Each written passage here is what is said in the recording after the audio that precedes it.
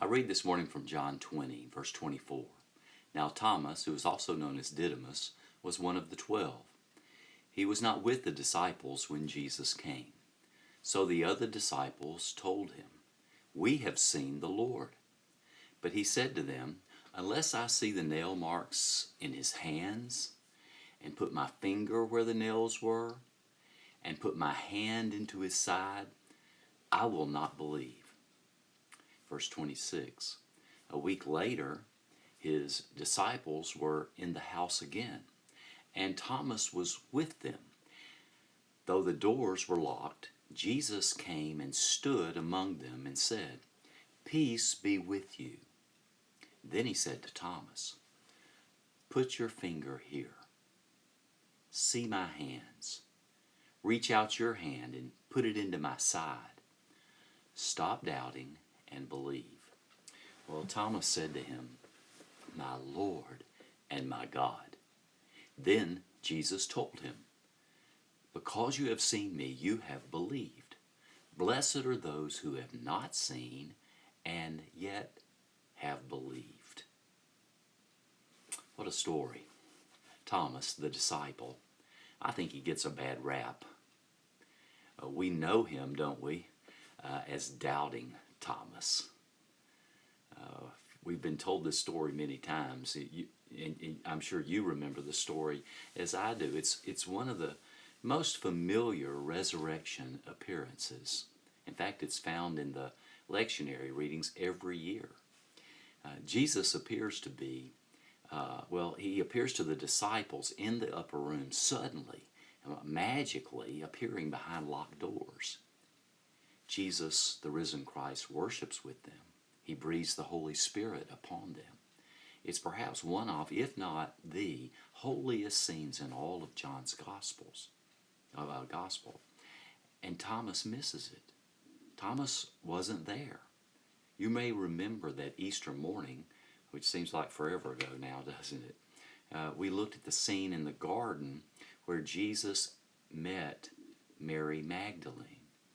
And one of the biggest revelations there is that comes out of that story is that Jesus met Mary right where she needed him, in her sorrow, in her suffering, in her tears.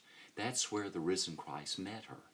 It would be then and there that she would move forward to belief toward transformation. Now, this Thomas, he isn't Mary, obviously, but he needs the risen Christ just as Mary did. But he's doubting, he's questioning, he's skeptical. One might say he has the mind of a scientist. He's unsure. And Jesus meets him right where he is. He's trying to rationalize what he knows. Thomas is trying to process what he doesn't know. He needs something that Mary didn't. And guess what? Jesus meets him right where he needs to be met too. For Thomas, Jesus appears. For Thomas, Jesus discloses himself to him, offering the Spirit's presence again for Thomas, and immediately looking at Thomas and giving him just what he needs, where and when he needs it. Touch my hands. See my side. Now, Thomas, stop doubting. It's time to believe. I think this is what you and I need to see and hear today, especially during this time we find ourselves in.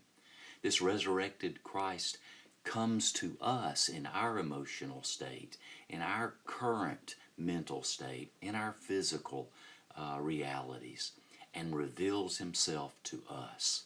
Oh, how we need him, when we need him, and where we need him. And wherever, whenever, and however that is, he is moving us toward belief and faith. Well, that's my prayer for all of us today, that God will meet us however, whenever, and wherever we may be. So be assured today that the risen one is present even now with you. So may God bless you this day, and until we meet again, stay safe, stay well, and stay connected to God and to one another. Blessings.